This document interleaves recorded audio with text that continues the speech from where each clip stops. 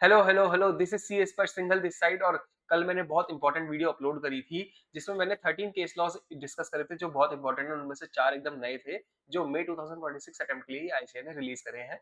अब इस वीडियो में मैं बाकी के 13 भी डिस्कस करूँगा, क्योंकि मैंने बताया था, याद होगा, 26 केस स्टडीज़ है टोटल। तो ये वीडियो भी ज़रूर देखिएगा, आपके 5 टू 10 मार्क्स इंक्रीज़ कर सकते हैं ये दोनों वीडियो मिला के। देखो, 14th केस लॉ है एयर इंडिया लिमिटेड का। 206AA में क्या होता है? ये कहता है, अगर सामने वाले का आपको टीडीएस डिडक्ट करना है, तो उससे पैन लेना होगा, उसके पैन पे टीडीएस डिडक्ट करते हैं। तो जो रेट सेक्शन में दिया है उस पे डिडक्ट करेंगे। लेकिन अगर वो पैन नहीं देता, तो हमें हायर ऑफ जो रेट सेक्शन में है वो स्पेसिफाई किया हुआ है अगर इस केस के लिए, या फिर 20% एक्सेप्ट 194 ओवर क्यू, वो अलग चीज है, लेकिन 20% विच एवर इज हायर हमें करना होता है। ठीक है, ये सेक्शन याद रखना। अब यहाँ पे केस क्या है, असेसी जो है ना, वो नीदरलैंड से इंडिया में इंजन परचेज करता है। इसके लिए इसे पेमेंट करनी है। अब पेमेंट पे इसने टीडीएस काटा 10%, क्योंकि डीटीडब्ल्यू में 10% के हिसाब से टैक्स लगना था। यहाँ पे इसका ना नीदरलैंड का वाले का याद रखो, पीई भी नहीं था इंडिया में, तो इसलिए कोई पैन ही नहीं होगा जब पीई नहीं है। तो अब जब पैन नहीं था, तो एओ बोलता है कि यार पैन नहीं था तो 206 एप्लीकेबल है। जब 206 एप्लीकेबल है, डीटीडब्ल्यू के हिसाब से तुम्हारा 10% लगना है, और 20% विच है, यानी कि तुम्हें 206 के हिसाब से 20% काटना था। यहाँ पे फिर कंक्लूजन क्या आता है इस केस का, देखो, एक सेक्शन और भी तो याद करेंगे ना, सेक्शन 92, 90 सबसेक्शन 2। यहाँ पे क्या है, ये कहता है कि एक्ट और डीटीडब्ल्यू, यानी कि एक्ट कहता है मान लो 206 के हिसाब से 20% टैक्स लगेगा, और डीटीडब्ल्यू कहता है 10% टैक्स लगेगा। तो यहाँ पे whichever is beneficial to assessee, यानी कि जो हमारा नीदरलैंड वाला है उसके लिए बेनिफिशियल तो 10% है ना, वो 10% टैक्स देगा, तो उस हिसाब से असेसी 10% टीडीएस काटेगा। तो यानी कि डीटीडब्ल्यू जो है वो 206 को भी प्रिवेल करता है, ये याद रखना है, ठीक है। अगला केस लॉ है बीडीआर फिनवेस्ट प्राइवेट लिमिटेड का। इसमें क्या होता है, एक असेसी है, उसका टीडीएस डिडक्ट हुआ, लेकिन जो डिडक्टर था उसने गवर्नमेंट को डिपॉजिट नहीं किया। अब असेसी ने आईटीआर में क्लेम कर लिया उसे, हालांकि 26 एस में नहीं दिख रहा था ऐसी कोई डिटेल, तो इसलिए, लेकिन फिर भी उसने क्लेम तो कर लिया, भाई उसका तो टीडीएस डिडक्ट हुआ ही है ना। तो इसी वजह से, क्योंकि 26 एस में नहीं आ रहा था और डिपॉजिट नहीं था, तो एओ ने उस टीडीएस को डिस्कार्ड कर दिया। उसने कहा ये टैक्स आपको पे करना पड़ेगा। अब कंक्लूजन में दिल्ली हाई कोर्ट क्या कहता है, वो कहता है कि यार, असेसी की क्या गलती है, असेसी की क्या गलती है, डिडक्टर ने डिडक्ट किया पैसा, असेसी के पास तो वो रुपए नहीं आए। अब जब डिडक्टर ने डिडक्ट किया और जमा नहीं किया, तो उसकी गलती है ना, तो डिडक्टर से रिकवर करो। एसएससी से करने का क्या मतलब है, उसने बेचारे ने यहाँ डिडक्टर को भी पैसा दे दिया, अब तुम्हें भी अलग दे, तो नहीं नहीं नहीं, एसएससी से नहीं लोगे, डिडक्टर से लोगे। और तो और पता है, एक बात याद रखना, एक बहुत ही बड़ी बात बोली, कि अगर डिडक्टर इंसॉल्वेंट भी हो, हमें नहीं फर्क पड़ता, डिडक्टर इंसॉल्वेंट भी हो जाए, डिपॉजिट ना करे बिना, तब भी डिडक्टर से ही रिकवर करोगे, ठीक है। अगला केस लॉ है SAP labs India private limited का। देखो, ये सबको पता होगा आपको कि आईटेट तक जब केस लड़ना है, तो क्वेश्चन ऑफ फैक्ट भी जा सकता है आईटेट के पास, और क्वेश्चन ऑफ लॉ भी जा सकता है। लेकिन जब हाई कोर्ट और सुप्रीम कोर्ट की बात आती है, तो किसी भी एक्ट के अंडर में आपका क्वेश्चन ऑफ फैक्ट जा ही नहीं सकता, क्वेश्चन ऑफ लॉ ही जा सकता है हमेशा। यहाँ पे क्या था, आईटेट ने एएलपी निकाली, यानी कि आर्म्स लेंथ प्राइस निकाली ट्रांसफर प्राइसिंग में। तो उसको क्या हम हाई कोर्ट में चैलेंज कर सकते हैं, एनालाइज करते हैं। एएलपी निकालने के लिए हमें कुछ स्टेप्स लेने होते हैं, क्या क्या, एक तो हम कंपेरेबल कंपनी सेलेक्ट करते हैं, उस पर फिल्टर लगाते हैं, और जो भी बेस्ट मेथड होता है एज पर एक्ट, वो हम सेलेक्ट करते हैं। 5 मेथड होते हैं, 5 में से एक सेलेक्ट करते हैं। अब यार एक बात बताओ, ये प्रोसेस करना, कंपेरेबल कंपनी करना, है ना, और फिल्टर लगाना, ये सब फैक्ट है क्या? ये प्रोविजंस के हिसाब से करोगे, जैसा प्रोविजन कहेगा वैसा करेंगे। तो ये क्वेश्चन ऑफ लॉ हुआ, ना कि क्वेश्चन ऑफ फैक्ट। तो इस वजह से, क्योंकि ये क्वेश्चन ऑफ लॉ हुआ, तो हाँ, हम हाई कोर्ट के पास चैलेंज कर सकते हैं, और जो भी एएलपी आईटेट ने कैलकुलेट करी, वो चैलेंज की जा सकती है, और वो फाइनल नहीं है, ठीक है। अगला है industrial development bank of India limited का। होता क्या है, सेक्शन 263 कहता है कि डिपार्टमेंट ना रिवाइज कर सकता है अपने ऑर्डर को, जो भी उसने दिया होगा। मिस्टेक अपफ्रंट और रिकॉर्ड होता है, जैसे वो 254 में होता है, और भी काफी चीजें होती है ना, तो वो ऑर्डर को रिवाइज कर सकता है, कुछ गलती गलती ऐसी होती है तो, ठीक है। अब जो ऑर्डर था उसमें 5 मैटर थे, वो आया 30/10/2023 को, लेट्स से ये डेट्स अज्यूम्ड है कंसेप्ट समझाने के लिए। अब इसके ईयर एंड से 4 साल के अंदर 263 में वो रिवाइज कर सकते हैं, यानी कि ईयर एंड आया 24 में, और 31 मार्च 2028 तक वो रिवाइज कर सकते हैं। ड्यूरिंग द पीरियड उन्होंने मैटर 3 और 4 को रिवाइज कर दिया। अब एक खास बात क्या है, जिस मैटर को यहाँ रिवाइज कर दिया, तो जिस डेट पे रिवाइज किया उससे ईयर एंड से फ्रेश 4 इयर्स मिलेंगे उन 2 मैटर के लिए, ठीक है? अब क्योंकि फ्रेश 4 इयर्स पढ़ के जो डिपार्टमेंट है उसने कहा कि मैं तो यहाँ इस डेट के बाद भी यहाँ पे कर सकता हूँ, तो फ्रेश 4 इयर्स मिल सकते हैं, इस वजह से मैंने मैटर 5 को रिवाइज कर दिया। लेकिन यार वो मैटर 5 याद रखो सिर्फ और सिर्फ 3 और 4 हो सकता है, 1 2 5 के लिए आपका यही डेट मानी जाएगी, पूरे ऑर्डर के लिए फ्रेश ईयर्स नहीं मिलते, फ्रेश 4 ईयर्स नहीं मिलते हैं, ठीक है? अगला है GoDaddy.com LLC का।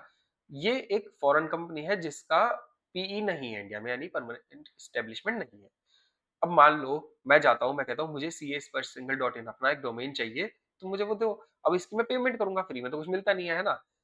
और अब जब मैं ये पेमेंट करूंगा तो क्या इस पे टीडीएस काटूंगा? डिपेंड करता है कि ये रॉयल्टी है या ये रॉयल्टी नहीं है, क्योंकि उसी के बेस पे टैक्स लगेगा, उसी के बेस पे टीडीएस लगेगा।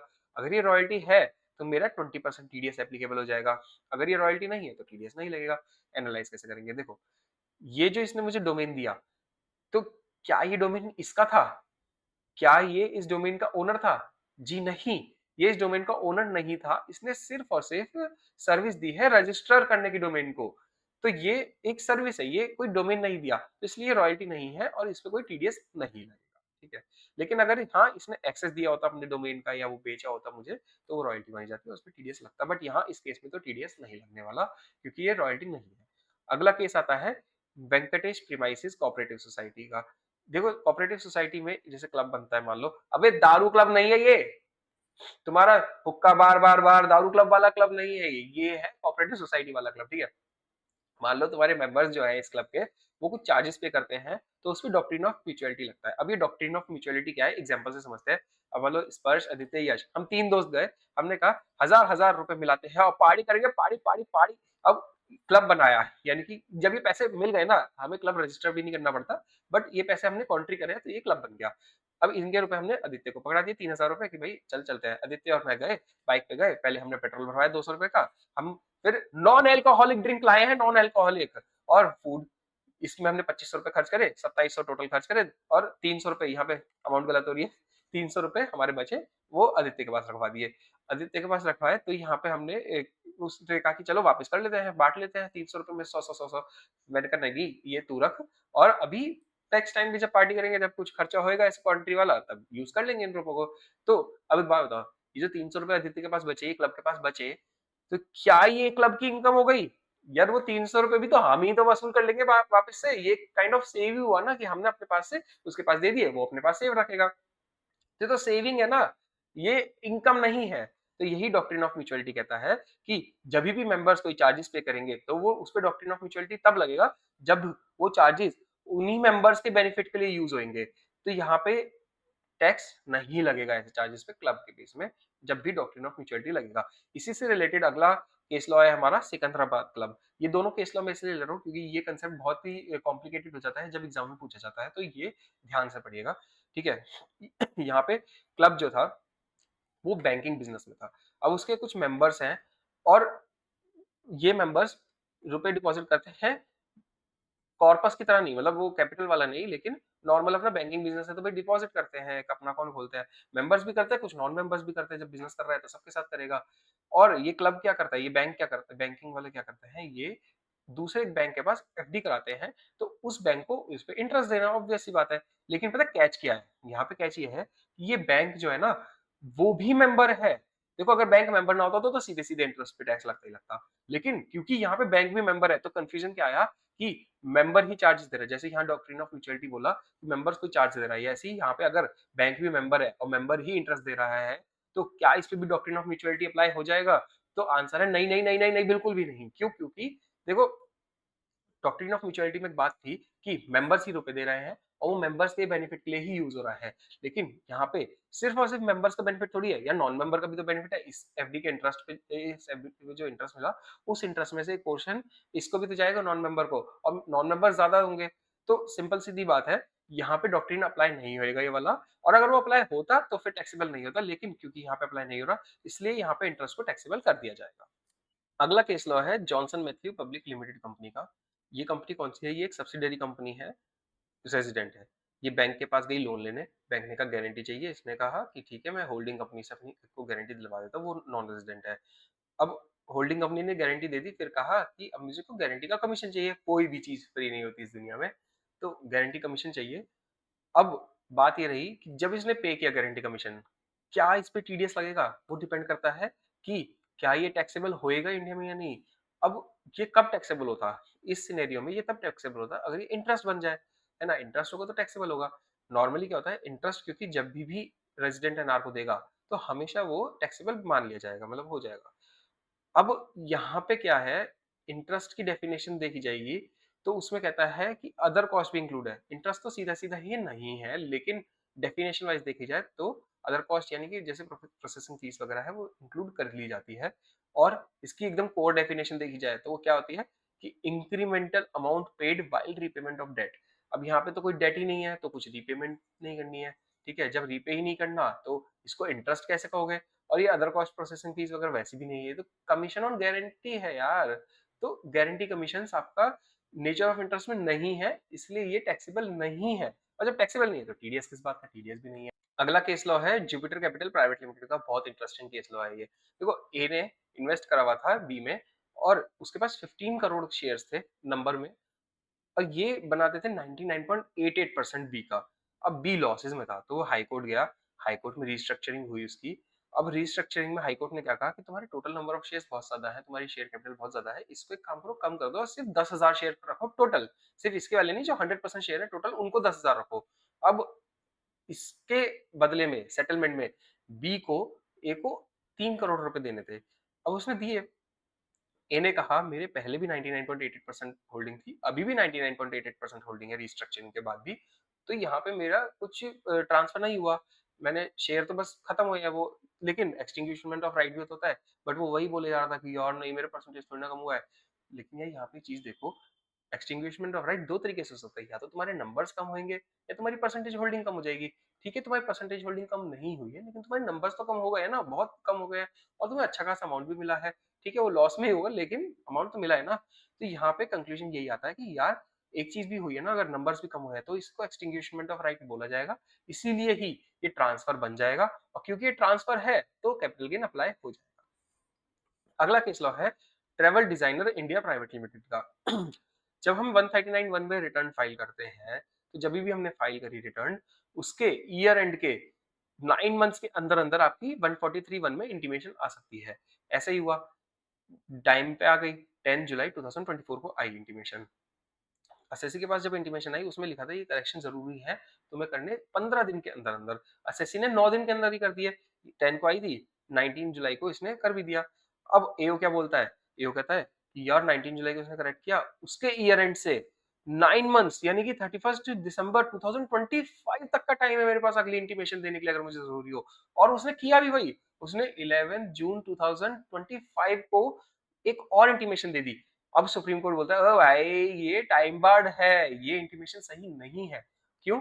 देखो यार, इंटीमेशन मल्टीपल टाइम्स देने को मना नहीं किया उसने, उसने कहा तुम 100 बार दो, लेकिन किस पीरियड तक दो, जो उसका ओरिजिनल पीरियड था वहीं तक ही दो।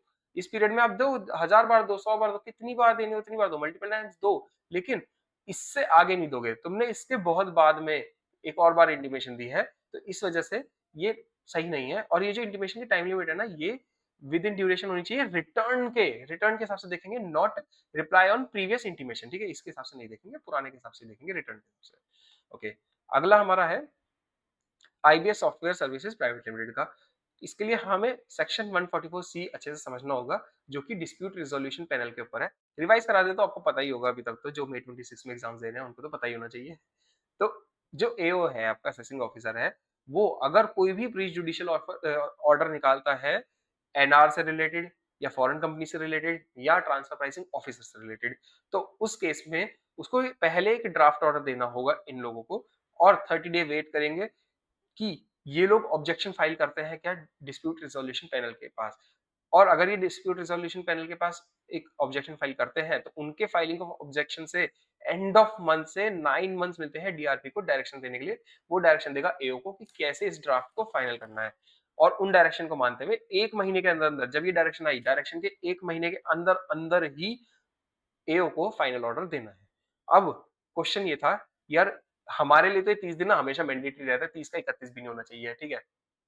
लेकिन जब बात आती है डिपार्टमेंट की, तब कई बार टाइम लिमिट्स मैंडेटरी की जगह आपकी गाइडेंस बन जाती है। तो यही बात थी कि क्या ये 1 महीने की लिमिट भी जो है ये मैंडेटरी है या सिर्फ एक गाइडेंस है कि इतने में दे दो। यहाँ पे बोला गया कंक्लूजन में कि नहीं, ये लिमिट मैंडेटरी है। अगर 1 महीने से 1 दिन भी ऊपर होता है और एओ फेल हो जाता है फाइनल ऑर्डर देने के लिए 1 महीने के अंदर-अंदर, तो ये पूरा का पूरा असेसमेंट ही जो एओ कर रहा है, वो पूरा का पूरा असेसमेंट ही विशिएट हो जाएगा, यानी कि रद्द कर दिया जाएगा और ये असेसमेंट बंद हो जाएगा। तो क्या होएगा वो? वो बेनिफिशियल टू असेस ही है। तो हाँ, ये कंक्लूजन अब की बार बेनिफिशियल टू असेस ही आया। असेसी के फेवर में आया। अगला केस लॉ है फ्रंटियर इंफॉर्मेशन टेक लिमिटेड का। देखो सेक्शन 43 बी आपको सबको पता होगा, जिसमें कुछ स्पेसिफिक एक्सपेंसेस हैं जो एक्रूअल बेसिस पे नहीं, वो पेमेंट बेसिस पे अलाउ होते हैं। उनमें से एक है इंटरेस्ट एक्सपेंस। इंटरेस्ट भी जब भी पे कर दोगे उसके बाद ही अलाउ होता है। अब मान लो एक हम पढ़ते हैं, इंटरेस्ट अगर पे नहीं होता लेकिन उसको उसके बदले पे हम कन्वर्ट कर देते हैं उस इंटरेस्ट को लोन में या डिबेंचर में। जब हम ऐसा कर देते हैं तो ये अलाउ नहीं होता, कन्वर्जन पे तो अलाउ नहीं होता। जब इस कन्वर्टेड लोन डिबेंचर की रीपेमेंट करोगे तब अलाउ हो जाएगा, बिल्कुल हो जाएगा, कोई दिक्कत नहीं है। लेकिन कन्वर्जन पे नहीं होएगा, ये पढ़ते हैं। बट कुछ नया हुआ, पहली बार हुआ है ऐसा 17-18 सालों में, 17-18 क्या मुझे लग रहा है 70-80 सालों में पहली बार हुआ होगा, तभी ऐसा केस लॉ बना है कि इंटरेस्ट जो है वो पे नहीं हुआ, तो उसके अगेंस्ट में डेट और यहाँ पे आपका डिबेंचर वगैरह मतलब लोन कुछ नहीं, यहाँ पे इक्विटी शेयर दिया गया। अब यार इक्विटी शेयर की तो कोई रीपेमेंट ही नहीं होती, इक्विटी शेयर इश्यू हो गया तो हो गया, वो उसका कंट्रोल बन गया है जो भी बनना था, अपना जितनी भी शेयर होल्डिंग बननी थी कंपनी में। तो यहाँ पे जब रीपेमेंट ही नहीं होना, तो फिर सेक्शन 43 भी कैसे लगाओगे? अब ये इंटरेस्ट पे एक्सपेंस मिलेगा ही नहीं मिलेगा? तो इसमें बोला गया कि ठीक है, जब यहाँ पे रीपेमेंट ही नहीं है, तो इक्विटी शेयर के केस में जब आप इश्यू करते हो, तो कन्वर्जन पे ही यानी इश्यू पे ही आपको अलाउ कर दिया जाएगा ये एक्सपेंस। अगला आता है जिंदल ट्रैक्टबल पावर कंपनी लिमिटेड का लास्ट केस लॉ है, बहुत ध्यान से सुनो। यहाँ पे क्या है, सेक्शन 271 सी होता है, अगर आपको याद नहीं होगा तो मैं याद दिला देता हूँ। टीडीएस 194 बी गेमिंग पे, लॉटरी पे, आर बेनिफिट पे, एस क्रिप्टो पे, बी ए ऑनलाइन गेमिंग पे। यहाँ पे अगर आप टीडीएस डिडक्ट नहीं करते हो या पे नहीं करते हो तो 100% ऑफ टैक्स की पेनल्टी लगती है। यानी यहाँ पे तो टैक्स भी बड़ा-बड़ा होता है, 30-30% का टैक्स होता है, मतलब काफ़ी टैक्स आता है ना? यहाँ भी 10% टैक्स होता है, तो वो टैक्स का 100% पूरा अमाउंट पेनल्टी, बिल्कुल पेनल्टी।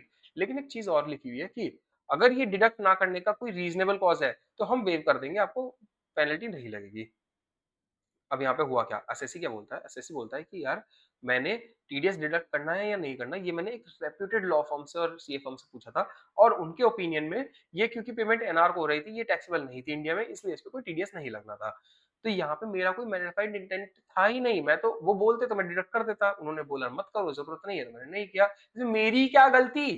तो मेरे पे पेनल्टी क्यों लगा रहे हो? रीज़नेबल कॉज़ है। अब वो बोला भी कि ठीक है आप कह रहे हो कि टीडीएस डिडक्ट करना है, मैं अब डिडक्ट कर देता हूँ, अपनी जेब से दे देता हूँ, इंटरेस्ट भी दे दूंगा, लेकिन यार पेनल्टी मत लगाओ, बहुत पेनल्टी है, 100% की पेनल्टी है। तो यहाँ पे क्या कंक्लूजन आता है कि यार बिल्कुल बात ठीक है, वो बंदा प्रोफेशनल नहीं है, उसने प्रोफेशनल एडवाइस ली इस चीज के लिए, इसी चीज के लिए सीएज है, लॉ फर्म है, तो उसने प्रोफेशनल एडवाइस ली और उसने इस वजह से ही डिडक्ट नहीं किया है, उसका कोई और मेलाफाइड इंटेंट नहीं था, वो बोनाफाइड इंटेंट था बस, और ये इसलिए ही ये रीजनेबल कॉज है और 271 सी में पेनल्टी नहीं लगेगी। यहाँ पे एसएससी को माफ कर दिया गया।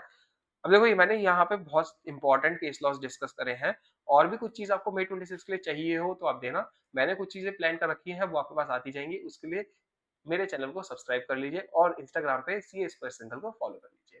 Thank you, bye bye.